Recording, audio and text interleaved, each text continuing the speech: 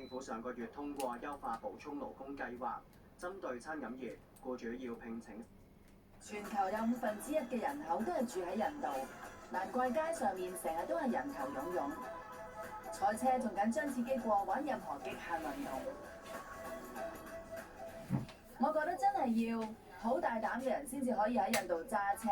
我從未諗過路上面會有咁多類型嘅交通工具，有單車、電單車、駱駝、牛、私家車、小型貨車，乜都有。冇事嘅，整當嘅人。司機先生，我想快啲去到，唔該你啊。得啦，你小心啲啊，唔好跌落嚟就得啦，好驚你跌落嚟啊！我哋今集嘅女主角就喺德斯洛鎮呢間廟裏面工作，佢嘅職責包括清潔、餵食同照顧佢嘅屋企人，確保大家生活得好。不過佢呢班親戚唔係人類。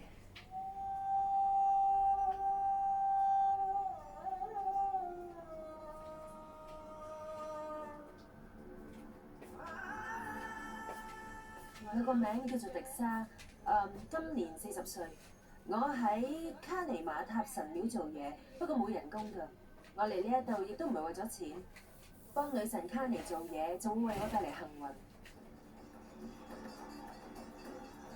卡尼馬塔而家俾人當係女神咁膜拜，原來係真有其人嘅。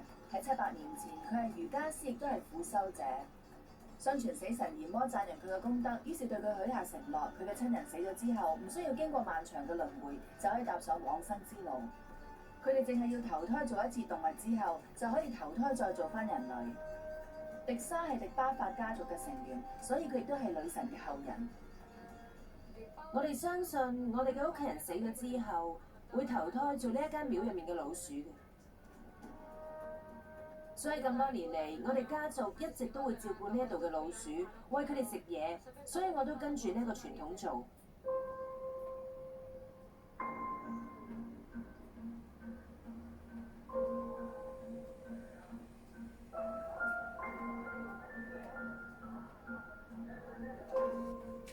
講到我自己本身係住喺孟買嘅，我老公喺一間私人公司嗰度打工。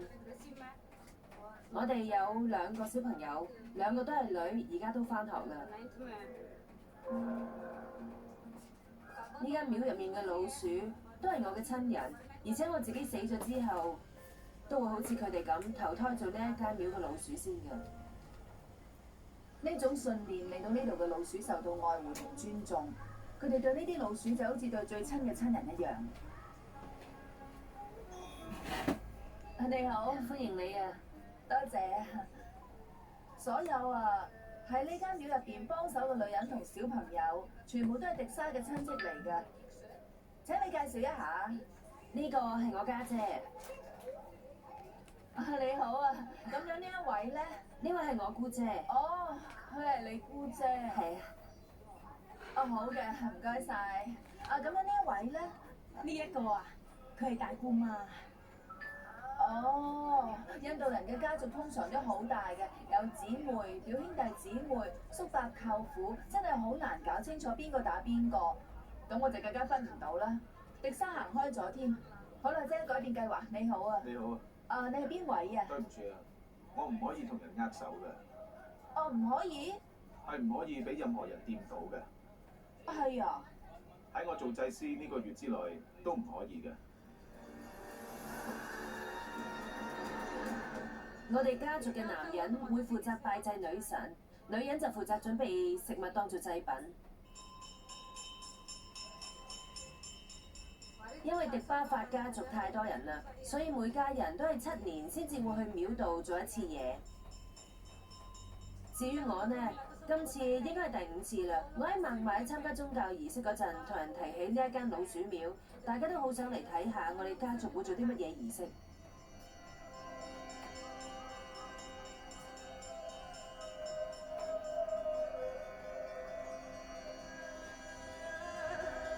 Guys, before my 信奉卡尼女神嘅人由印度不同嘅地方嚟到呢間廟，當中有好多人會飲啲老鼠飲嘅碗裏面嘅牛奶，仲會食嗰啲老鼠食剩嘅食物，因為信徒相信咁樣會為佢哋帶嚟安定快樂嘅生活。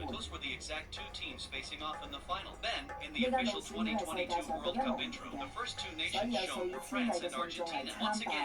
我喺後院就遇到一大班信眾啦。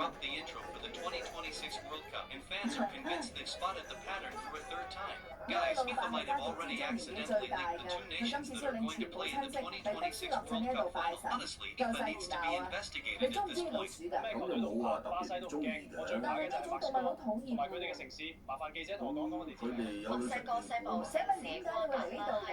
我哋屋企有自己嘅導師，係佢叫我哋嚟呢度嘅，叫我拜祭女神，表示尊重。咁你嚟呢度要幾耐時間啊？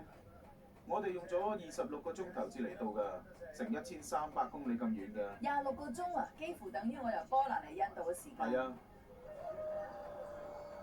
你由邊度嚟㗎？我由古吉拉特邦嚟嘅，古吉拉特邦距離呢度有幾多公里啊？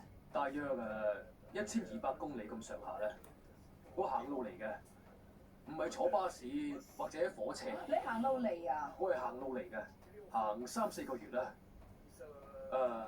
咁樣行路咧，對身體好，而且又可以幫助我提升意識。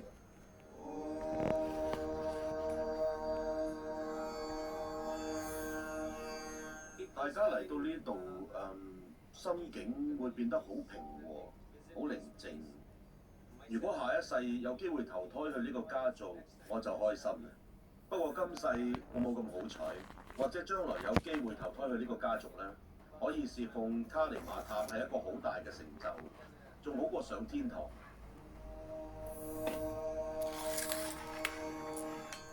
曼尼莎好幸運加入咗呢個家族，佢係迪莎嘅阿嫂。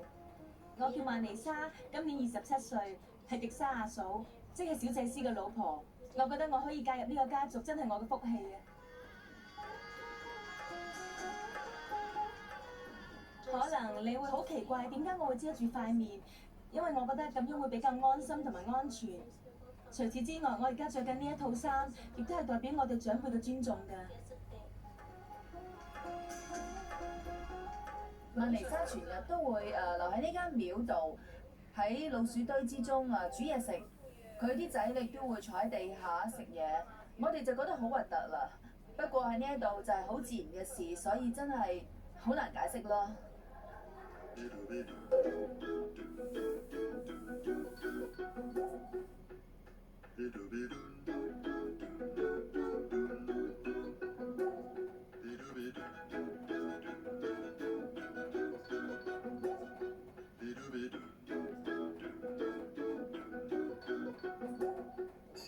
喺呢間廟嘅範圍，大約有2萬隻老鼠，係世界上最多老鼠聚集嘅地方。不過當中只有3隻係白色嘅。我哋相信摸白老鼠係會帶嚟幸運，仲會消除生活裏邊嘅不如意，去晒啲衰氣嘅。我哋淨係會照顧呢間廟入面嘅老鼠，其他嗰啲，譬如屋企嗰啲老鼠就唔會照顧啦，仲會趕佢哋走添。等嗰啲老鼠唔好四周圍搞破壞嘛。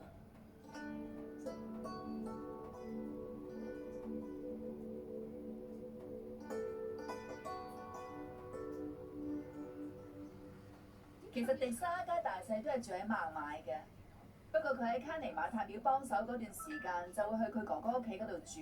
呢度就係佢哥哥屋企嚟啦。間屋真係好別緻，今次我特登嚟拜訪佢㗎，好快就會見到呢度嘅主人啦。早晨啊，你好啊，歡迎早晨你好啊，請入嚟啊！我叫卡拉舒丹，我係女神卡尼嘅家族成員，亦都係曼尼莎嘅丈夫。我哋5年前結婚，而家有2個女。請問我哋可唔可以入去裏面啊？喺我哋嘅傳統係唔可以俾任何人入去嘅。就算你啲親戚由拉賈斯坦邦咁遠嚟呢度探你，都只係淨係可以留喺呢間房，係咪咁樣啊？如果係女人就可以入去，不過今次我哋就破例俾你哋入去啦。太好啦，多謝啊！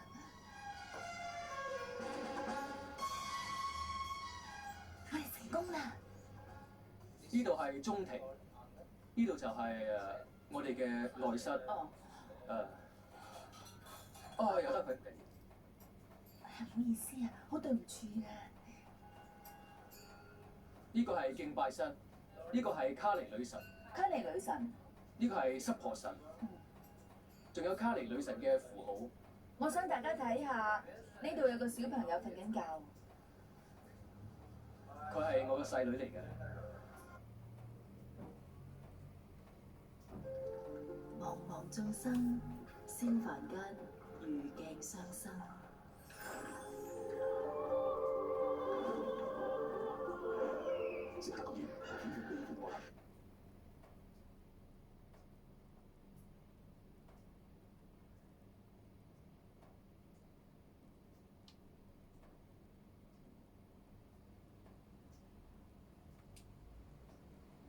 媒體嘅普及。自從佢爸爸發現我老婆可以去侍奉卡尼女神之後，就對我哋刮目相看啊！嗰一日佢仲決定將另一個女嫁俾我哋迪巴法家族嘅男人。佢份人好簡單，做嘢又勤力。佢今日為咗迎接你哋嚟，將全屋都打掃乾淨，所有嘢都係佢預備嘅，仲好靚添啊！老實講，我老婆真係好好嘅。我老婆佢好盡心照顧屋企同埋小朋友，啲細路嘅教育都係佢親自安排嘅。一個女人最緊要唔係外表靚唔靚，而係性格要好，幾靚都會老，本性就唔會改變啊！我哋可唔可以同你太太上樓上？可以。可以啊，多謝。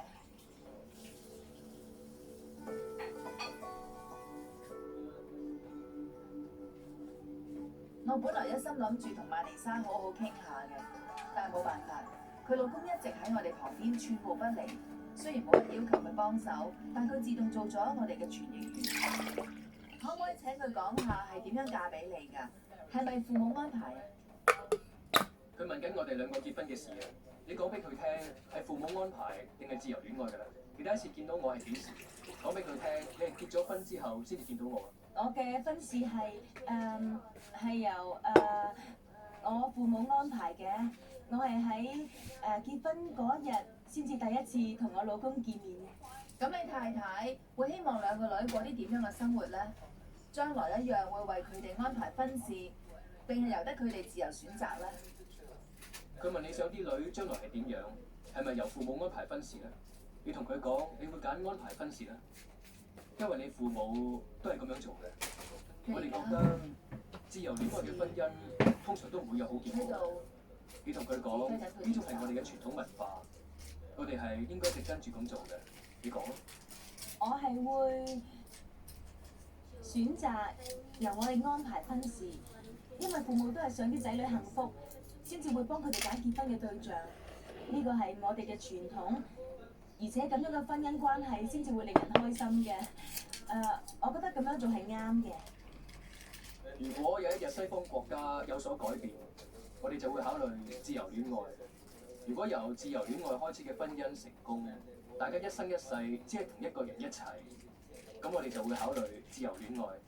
喺西方國家啲女人今日中意呢個，聽日又會中意第二個，然後離開原本嗰一個。我哋係最唔中意咁樣嘅，而且亦都唔可以咁樣做。我哋中意一個人係一生一世嘅，我哋嘅婚姻亦都係一生一世嘅。多謝你哋接受訪問。唔好意思啊，幫我哋影張相啦。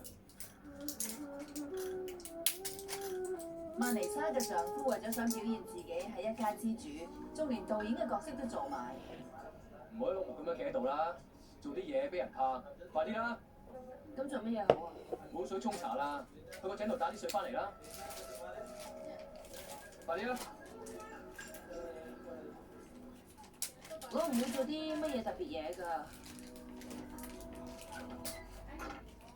我喺孟買嘅生活同呢一度完全唔同。我哋屋企有工人，我淨係負責煮飯嘅啫。朝早起身就練下瑜伽，煮好早餐之後咧就冇咩做㗎啦。跟住就係準備夜晚嗰餐俾老公同埋啲女食咯。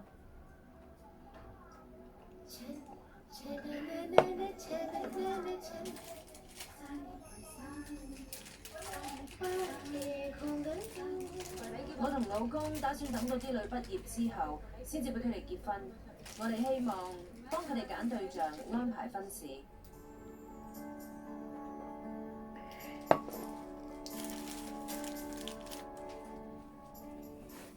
喺印度各地嘅年輕夫婦都紛紛嚟到卡尼馬塔廟，向女神祈求生活幸福快樂同會生仔。沙丹娜同佢丈夫喺結婚3週年嚟到呢度。所有嘢都係多得神靈庇佑，只要婚姻美滿、自由戀愛定父母安排都冇所謂，只要過得開心，即係決定啱啦。我係自由戀愛結婚嘅，不如就等我老公同大家講下幾順利啦。開始嗰陣，我哋啲屋企人都唔係幾接受㗎，當時真係好辛苦。不過而家冇事啦，我哋都結咗婚啦。我係有肝炎嘅，我嘅醫生仲同我講捱得幾耐。沙丹娜識我嗰陣已經知道呢件事㗎啦，但係佢仍然選擇嫁俾我，好多謝佢。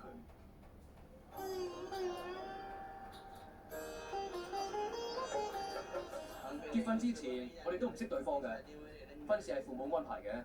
我叫李雲茶，23歲，我哋10日前結婚嘅。嗰日係我第一次見到佢。我嘅善茶今年18歲，得未啊？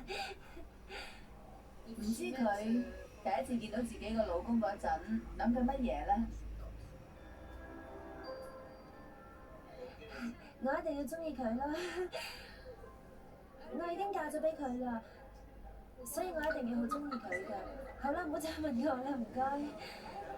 善茶覺得好尷尬，不過我說服咗佢，再同我哋傾多一陣。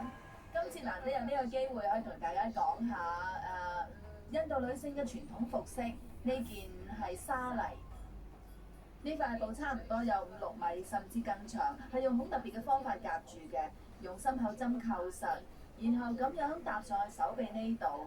佢係啱啱結婚啦。原來喺印度，新娘同結咗婚嘅女性一般都有個特徵嘅，就係喺頭髮分界呢個位畫一條線，因為喺印度行婚禮嗰陣，男人迎娶女人嘅時候，會喺佢頭髮分界嘅地方畫個特別記號，就同我哋嘅結婚戒指一樣啦。意思係我娶你為妻，仲可以由邊度睇得出一個女仔啱啱結婚呢？就係佢對腳會畫咗啲好靚嘅圖案，腳趾會戴住戒指嘅。祝你哋白頭偕老，新生活愉快。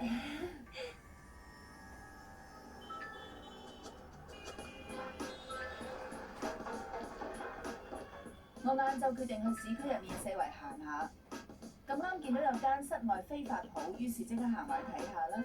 點知道就係咁做咗一陣學師仔添。咁樣睇係咪啊？哦，我知啦，可唔可以俾我試下？你同佢睇啊？我睇啦，師傅。好啊，好啊，好啊，嚟啦！1、2、3，係啦。真係犀利啊！有個外國女人幫你剃鬚。如果我整親佢就好笑啦，得唔得啊？啊，幾好喎！點啊？你冇事啊嘛？你好勇敢啊！我係講真㗎，喺呢度咧真係有啲驚啊！跟住呢度咧咁樣睇係咪啊？係咪啊？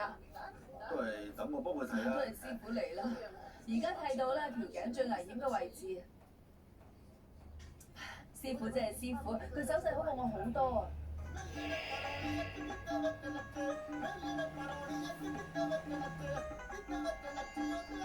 我搞掂啦，請照下鏡睇下滿唔滿意啊？有冇問題啊？比我想象中好喎。中唔中意啊？你可以開飛髮鋪咧。我係做多行啦。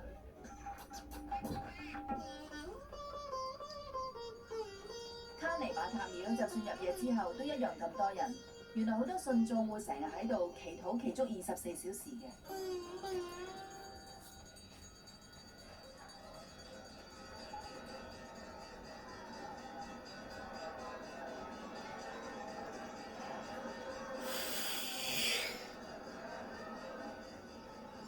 而家啲信眾喺度祈禱同舉行儀式，向卡尼馬塔獻祭品。講真一句，我覺得呢一度入黑之後，佢哋拜祭嘅儀式仲更加令人印象深刻啊！尤其係廟入邊有幾千隻老鼠走嚟走去，但係你只可以赤腳行路，老鼠會踩過你隻腳，甚至恐怖到爬入你條褲裡面。哎呀！老鼠由四方八面湧出嚟，譬如地底、啲牆，總之四周圍都會見到佢哋。有啲老鼠仲陰皮到，已經開始喺度咬緊我啲腳趾啦。我覺得好快就會有張毛神神又識得喐嘅地氈出現啦。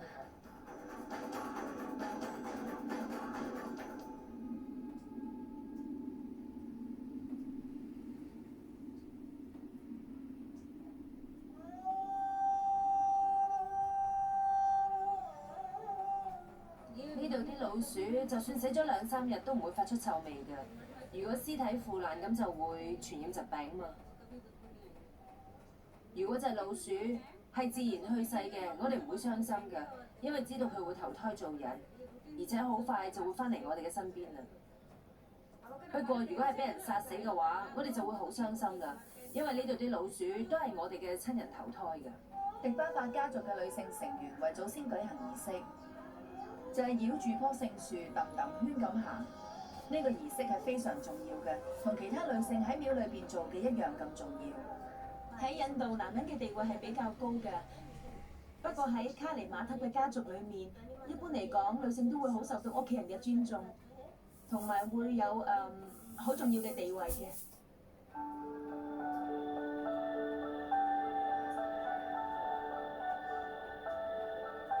我哋嘅文化同西方唔同，冇咁開放㗎。我哋好多時都要為家庭同埋社會改變自己，要諗下點樣做，大眾先至會接受。有啲乜嘢係唔會接受嘅？